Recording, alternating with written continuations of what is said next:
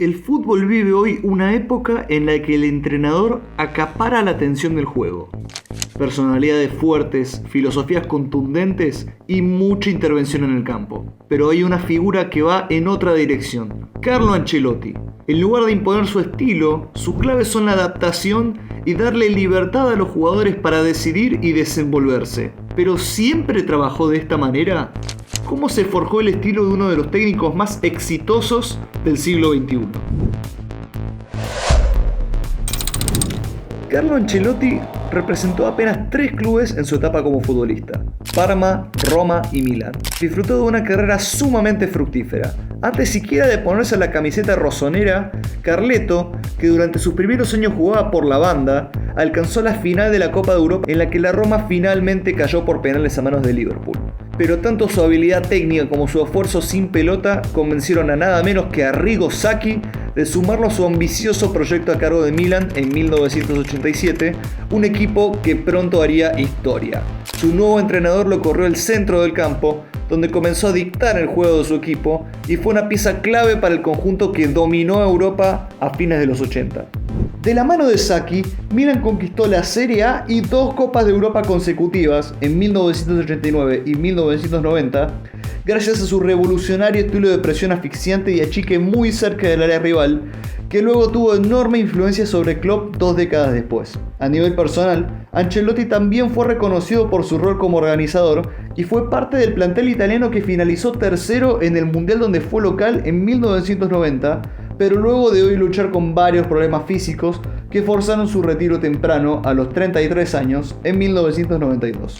Lejos de desanimarse por el fin de su carrera, Ancelotti no perdió el tiempo y rápidamente se sumó al cuerpo técnico de su mentor Sacchi, que para entonces se había hecho cargo de la selección italiana. Aquel periodo también fue fructífero y alcanzó la final de la Copa del Mundo de Estados Unidos 1994, pero esta vez cayó por penales a mano de Brasil. Y cuando llegó la hora de hacer su propio camino, no dudó de seguir la filosofía de su maestro y apeló al 4-4-2 rígido y la presión intensa para conseguir un ascenso inmediato con Reggiana a la Serie A, en un equipo que adoptó sus métodos inmediatamente.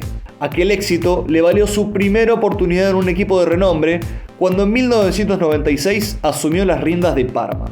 El nuevo equipo de Ancelotti le presentó por primera vez el desafío de conducir un club en ascenso con una amplia variedad de estrellas en el vestuario, como Gianluigi Buffon, Fabio Cannavaro, Lilian Thuram, Enrico Chiesa y Hernán Crespo. Pero fue también en donde se chocó por primera vez con la realidad de que no todos los talentos del club podían adaptarse a su sistema específico y exigente. En su primer año, tomó las polémicas decisiones de vender nada menos que a Gianfranco Zola y Hristo Stoichkov, dado que no aceptaba la presencia de un 10 clásico en su esquema y necesitaba delanteros de mayor movilidad, y al año siguiente causó polémica al bloquear la llegada de Roberto Baggio, quizás el mejor jugador italiano de todos los tiempos, por los mismos motivos. A pesar de aquellas rispideces, su primera campaña fue muy positiva y peleó el título de Serie A hasta el final con la Juventus. Gracias a ese segundo puesto, metió a Parma en la Champions League por primera vez en su historia, pero su segunda campaña no tuvo el mismo éxito.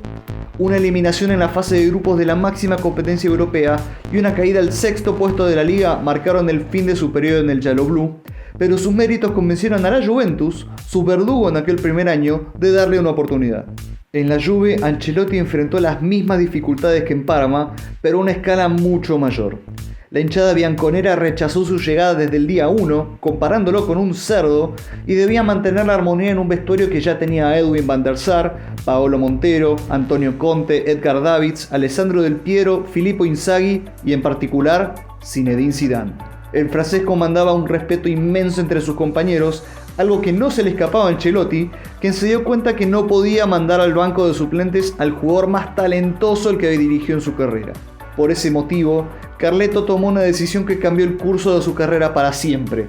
Abandonó la rigidez del sistema influenciado por Arrigo Sacchi y decidió que sería él quien se adapte a sus jugadores y no al revés. Jugadores del talento de Zidane, Del Piero y Davids tenían que tener su lugar en la cancha, sea como sea.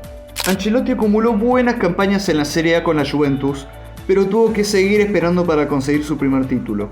En sus 2 años llegó a la última fecha con chances de ser campeón de Italia, pero primero Lazio y luego Roma amargaron el sueño y la impaciencia de los directivos y la hinchada fue demasiado. No fue hasta 2001 cuando Carleto empezó a construir el legado del que hoy disfruta como director técnico de Milan. Ahí aprovechó el trabajo que había hecho Carlo Mazzone con un joven Andrea Pirlo en Brescia y ubicó el entonces enganche como volante retrasado en la base de su afamado esquema de árbol de Navidad, que contaba también con Alessandro Nesta, Paolo Maldini, Gennaro Gattuso, Clarence Seedorf, Rui Costa y Andriy Shevchenko.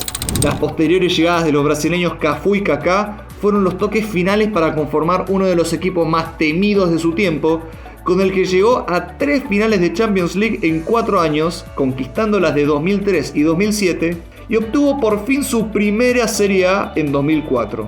Otras grandes estrellas mostraron un muy buen nivel bajo la nueva dinámica de Ancelotti, más serena, amigable y sin los dogmas tácticos del pasado.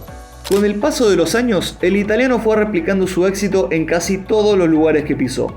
Ganó un doblete de Premier League y FA Cup con Chelsea en 2010 y conquistó la primera liga de PSG en casi 20 años.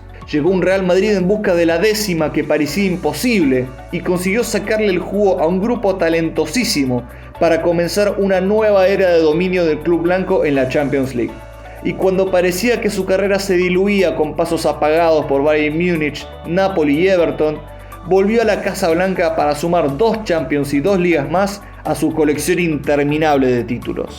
La más reciente temporada define a la perfección el poder de gestión de Carlo Ancelotti.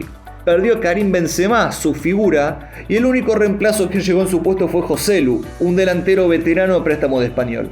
Al principio del curso perdió también a Thibaut Courtois, Eder Militao y David Alaba por lesiones que los alejaron durante casi toda la temporada. Y debió encontrar la manera de encajar a Jude Bellingham, por quien Real Madrid pagó 110 millones de euros en un mediocampo sumamente consolidado. Otros técnicos hubieran tomado decisiones drásticas, pero Ancelotti se concentró únicamente en pensar en soluciones y adaptarse a lo que tenía en el vestuario. Con todas estas bajas, su Real Madrid perdió apenas 2 partidos en toda la temporada y se consagró de nuevo en el más alto nivel. Un triunfo eufórico que consolida a Carleto firmemente entre los mejores directores técnicos de la historia del fútbol.